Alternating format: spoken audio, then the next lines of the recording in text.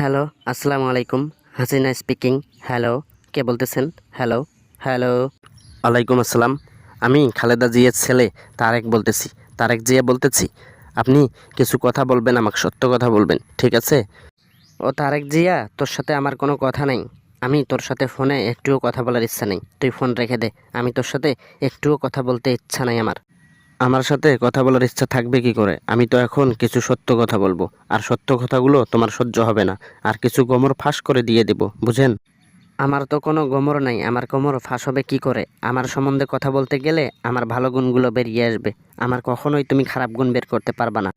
তাই নাকি? শুধু ভালো গুণ বের হবে? আমি যদি বলতে ধরি তাহলে সব খারাপ গুণ বের হয়ে যাবে। জনগণ বুঝতে পেরেছে, এই জন্য আপনাকে একদম তাড়িয়ে দিয়েছে। জনগণ কিছুই বুঝতে পারবে না, এখন বুঝবে না, পরে বুঝবে। আমি তো এখন নাই দেশে, আমার অভাবটা পরে বুঝতে পারবে। আর তারেক জিয়া, তোকে ভালোভাবে চলতে বলছি। আমি ভালোভাবেই চলতেছি, নিজের খেয়ালটা আগে ভালোভাবে রাখেন। নিজে কোথায় আছেন, কিভাবে আছেন, নিজের খেয়ালটা আছে? কোথায় আপনার সম্মান চলে গেছে? আমার সম্মান যেখানেই থাক, কিন্তু আমার সম্মান একদম আগে থেকে উপরে ছিল, সব সময় উপরে থাকবে, কোনো সমস্যা নেই। আর ফোন রেখে দে, এইভাবে ফোন দিবি না। এইমাত্র কিছু সত্য কথা শুরু করে দিব, তাতেই ফোন রেখে দিতে বলেন কেন? সত্য কথাগুলো শুনেন, তারপরে ফোন রেখে দেই। সত্য কথাগুলো তো কেবল বলবো। তুই আর আমার কি সত্য কথা বলবি? নিজের খেয়ালটা আগে কর। আমি তো ওই দেশে নাই, দেশ থেকে চলে এসেছি।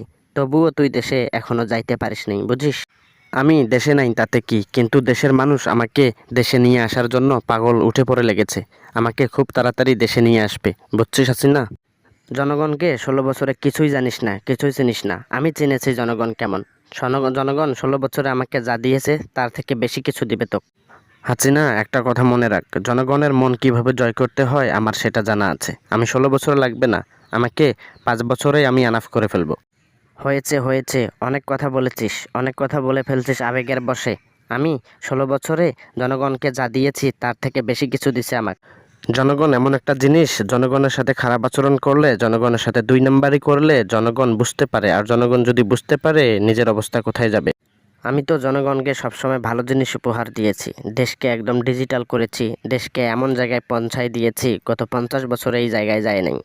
সেটা ঠিক আছে, কিন্তু তার থেকে বেশি ক্ষতি হয়েছে, জনগণ সেটা বুঝতে পেরেছে। জনগণের উন্নতির থেকে ক্ষতিটা বেশি হয়েছে, তাই তাকে তাড়িয়ে দিয়েছে। শোন খালেদা জিয়ার ছেলে তারেক জিয়া, তোরে একটা কথা বলি। জনগণ বুঝতে পারলো না, রতন রে রতন চিনল না। একদিন বুঝবে ওরা, বুঝছিস?